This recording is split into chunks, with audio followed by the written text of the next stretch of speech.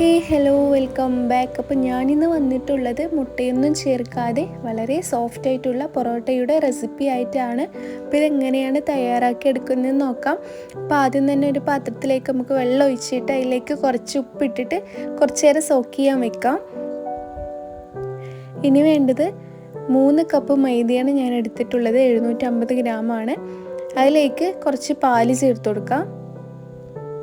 ഇനി ഇതിലേക്ക് 2 table spoon പഞ്ചസാരയും ചേർത്ത് കൊടുക്കാം. ഇനി നമ്മൾ സോക്ക് ചെയ്ത് വെച്ച ഉപ്പ് വെള്ളം ഉണ്ടല്ലോ, അത് ഇതിലേക്ക് കുറച്ച് ഒഴിച്ചു കൊടുത്തിട്ട് നല്ലപോലെ ഒന്ന് കുഴച്ചെടുക്കാം. ഇത് കുഴയ്ക്കുമ്പോൾ ഒന്നായിട്ട് വെള്ളം ഒഴിച്ചു കൊടുക്കാണ്ടിരിക്കാൻ ശ്രദ്ധിക്കുക. കുറച്ച് വെള്ളം ഒഴിച്ചു കൊടുത്തിട്ട് നല്ലപോലെ ഇങ്ങനെ കുറച്ചായിട്ട് കുഴച്ചെടുക്കാം.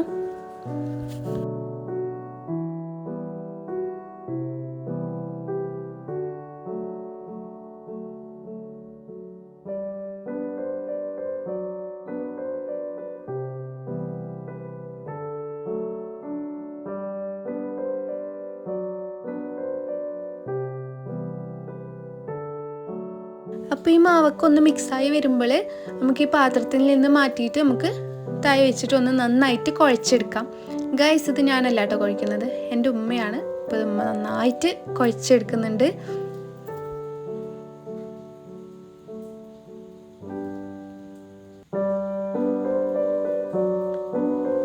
ഇത് മാവൊക്കെ റെഡിയായി വന്നിട്ടുണ്ട്.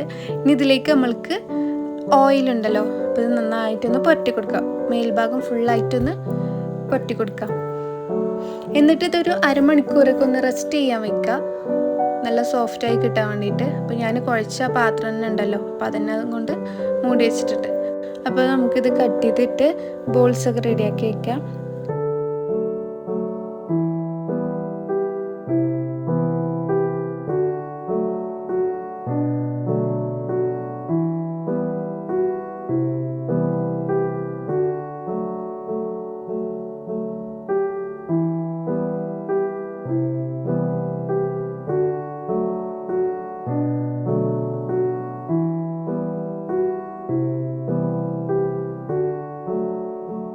അപ്പോൾ ഗായ്സ്, ബോൾസൊക്കെ റെഡി ആയിട്ട് വന്നിട്ടുണ്ട്.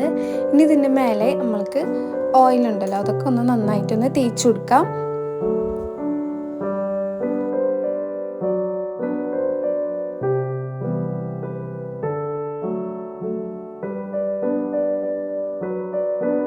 എണ്ണയൊക്കെ പുരട്ടിയതിന് ശേഷം നമുക്കിതൊരു 15 മിനിറ്റ് ഒന്ന് റെസ്റ്റ് ചെയ്യാൻ വെക്കാം കേട്ടോ. പിന്നെ പ്ലാസ്റ്റിക് കവറും കൊണ്ടാണ് കേട്ടോ മൂടിക്കുന്നത്.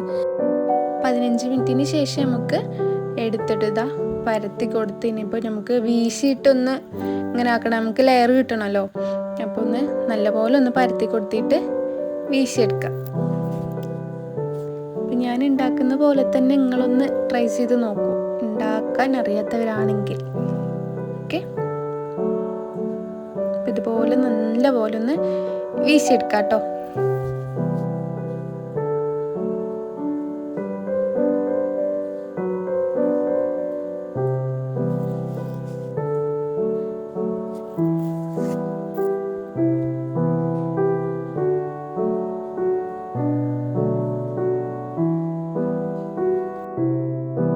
വീശിയതിന് ശേഷം ഇതുപോലെ നമുക്ക് റൗണ്ടിലൊന്ന് ചുറ്റി കൊടുക്കാം.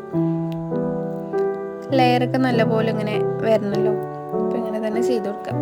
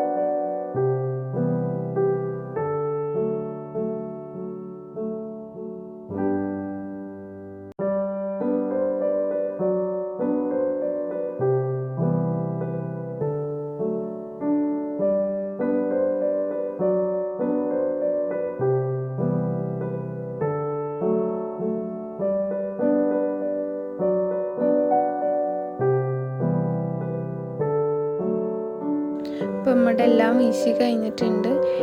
ഇനി ഇത് റെസ്റ്റ് ചെയ്യാൻ വെക്കാം, ഒരു 15 മിനിറ്റ് ഒന്ന് റെസ്റ്റ് ചെയ്യാൻ വെക്കാം.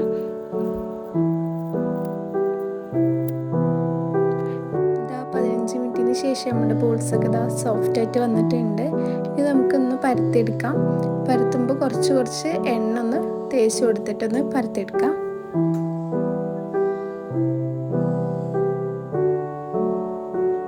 ഇത് പരത്തുമ്പോൾ നല്ല വട്ടത്തിലൊന്നും പരത്തണ്ട, ചെറുതായിട്ടൊന്ന് പരത്തിയെടുത്താലും മതി. എന്താണെന്ന് വെച്ചാൽ നമ്മൾ ഇത് നല്ല ലെയറായി കിട്ടണമെങ്കിൽ ഒരുപാട് വട്ടമൊന്നും വേണ്ട.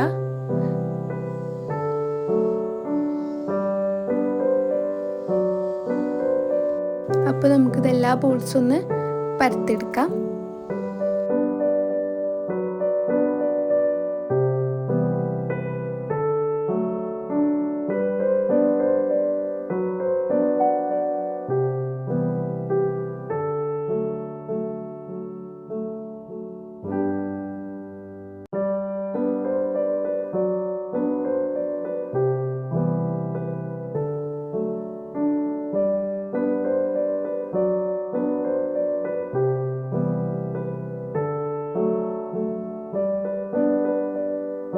അപ്പോൾ ഇത് കണ്ടോ, ഈ സൈസിൽ പരത്തിയെടുത്താൽ മതി കേട്ടോ. ഒരുപാട് വട്ടത്തിൽ പരത്തണമെന്നൊന്നുമില്ല. സൈസിലാവുമ്പോൾ നമുക്ക് നല്ല ലെയറായിട്ട് കിട്ടും. ഇതാ നമ്മുടെ പാനിലേക്ക് പൊറോട്ട ഇട്ട് കൊടുക്കുക. എന്നിട്ട് അതിന് മേലേക്കൊന്ന് ഓയിൽ ഒഴിച്ച് കൊടുക്കാം. രണ്ട് സൈഡ് വെന്തിട്ടുണ്ടല്ലോ, അപ്പോൾ രണ്ട് ഭാഗവും തിരിച്ച് മറിച്ചിട്ട് കൊടുക്കാം. ഇടയിൽ എണ്ണയും കുറച്ചൊന്ന് തേച്ച് കൊടുക്കാം കേട്ടോ. അപ്പോൾ നമ്മുടെ പൊറോട്ടയൊക്കെ റെഡിയായി വന്നിട്ടുണ്ട്. നമുക്ക് ഇനി ഇതിപ്പോൾ ഒന്ന് ലെയറായിട്ട് കിട്ടണമല്ലോ, അപ്പോൾ നന്നായിട്ടൊന്ന് അടിച്ചെടുക്കണം. അപ്പോൾ ഞാനൊരു 3 പൊറോട്ട ഒക്കെ ആയപ്പോഴാണ് അടിച്ചെടുക്കണത്. നല്ല ചൂടാട്ടോ, നമ്മൾ ചൂട്ടോടെ തന്നെ ഇത് അടിച്ചെടുക്കണം, എന്നാലും നമ്മുടെ ലെയറും നല്ല സോഫ്റ്റായിട്ട് കിട്ടുള്ളൂ. അപ്പോൾ ഞാൻ 3 പൊറോട്ട ആയപ്പോൾ അടിച്ചെടുത്താണ്. അപ്പോൾ നമ്മുടെതാ പൊറോട്ടയൊക്കെ സോഫ്റ്റായിട്ട് വന്നിട്ടുണ്ട്. അപ്പോൾ നമ്മുടെ പൊറോട്ടയൊക്കെ റെഡി ആയിട്ടുണ്ട്. അപ്പോൾ എല്ലാവരും ഇതുപോലെ ഒന്ന് ട്രൈ ചെയ്യണേ. അപ്പോൾ പൊറോട്ട ഉണ്ടാക്കാൻ അറിയാത്ത ആൾക്കാരൊക്കെ ഉണ്ടെങ്കിൽ ഇതുപോലെ ഒന്ന് ട്രൈ ചെയ്തിട്ട് കിട്ടുവാണെങ്കിൽ ഇതിൻ്റെ ഫീഡ്ബാക്ക് ഒന്ന് അറിയിക്കുക. അപ്പോൾ ഇന്ന് പൊറോട്ടയ്ക്ക് ബീഫ് കറിയാണ് കേട്ടോ. അപ്പോൾ നല്ല ബീഫും നല്ല സോഫ്റ്റ് ആയിട്ടുള്ള പൊറോട്ടയൊക്കെ ആഹാ എന്ത് ടേസ്റ്റാണെന്നറിയോ. അപ്പോൾ എല്ലാവരും ഇത് ഇഷ്ടപ്പെട്ടവരുണ്ടെങ്കിൽ സബ്സ്ക്രൈബ് ചെയ്ത് സപ്പോർട്ട് ചെയ്യണേ. Thanks for watching my video. Bye bye.